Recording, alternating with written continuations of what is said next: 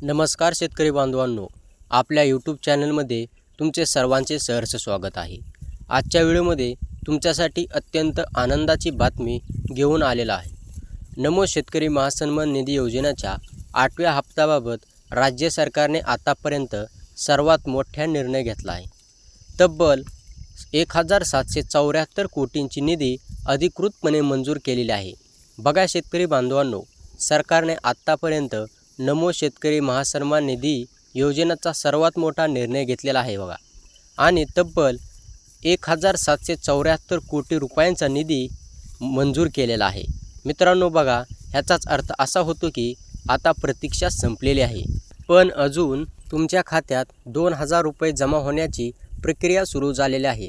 बघा मित्रांनो, तुम्हाला वाटत असेल की ह्याच्यात काय नवं आहे, आमचे तर पैसे 2000 रुपये केव्हाचे आले।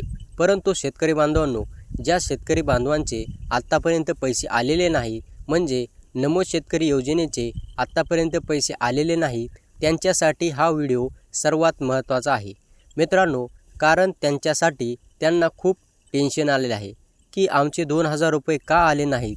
तर बघा मित्रांनो, व्हिडिओ शेवटपर्यंत पहा, कारण कोणत्या जिल्ह्यात किती निधी मिळाला आहे आणि ज्यांना अजून पैसे मिळाले नाहीत त्यांच्यासाठी काय अपडेट आहे याची सविस्तर माहिती आपण ह्या व्हिडिओमध्ये पाहणार आहोत। त्यामुळे विनंती आहे मित्रांनो की पूर्ण व्हिडिओ पहा। बघा शेतकरी बांधवांनो, सरकारने विभागानुसार आणि जिल्ह्यांनुसार निधीची विभागणी केलेली आहे, आणि शेतकरी बांधवांनो, मी तुम्हाला आता सांगणार आहे की कोणत्या जिल्ह्यांसाठी किती निधी मंजूर झालेली आहे आणि किती निधी सरकारने त्या जिल्ह्यांना दिलेली आहे। बघा शेतकरी बांधवांनो, यामध्ये अमरावती विभागासाठी 521 कोटी 92 लाख मंजूर झालेले आहेत। तर अमरावती विभागासाठी एवढी निधी मंजूर झालेली आहे, आणि ज्यांचा लाभ अमरावती, अकोला, यवतमाळ, बुलढाणा आणि वाशिममधील लाखो शेतकऱ्यांना होईल।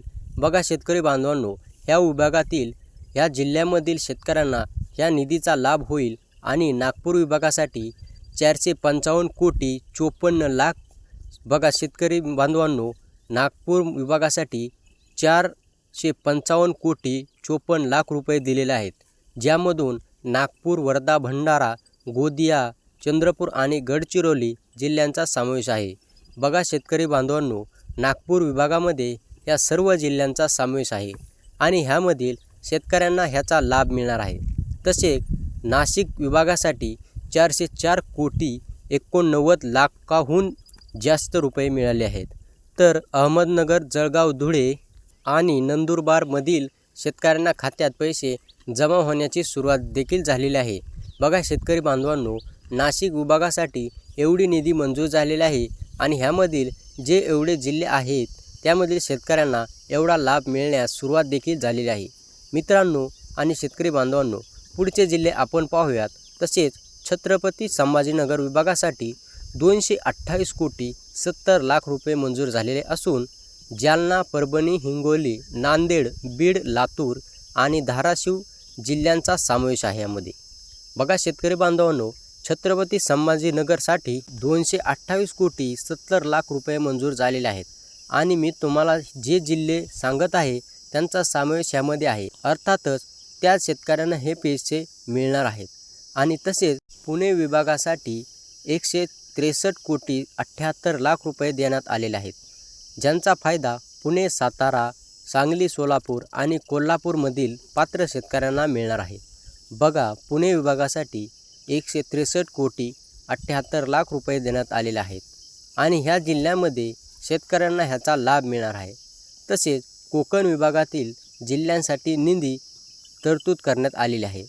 ह्या प्रत्येक जिल्ह्यात आता टप्प्याटप्प्याने 2000 रुपये जमा व्हायला सुरुवात देखील झालेली आहे मित्रांनो। म्हणजे बाकीच्या शेतकऱ्यांचे पैसे तर मिळालेच आहेत, पण 2000 रुपये पण ज्या शेतकऱ्यांचे अजूनपर्यंत मिळाले नाहीत त्यांना देखील आतापासून पैसे देण्यास सुरुवात झालेली आहे।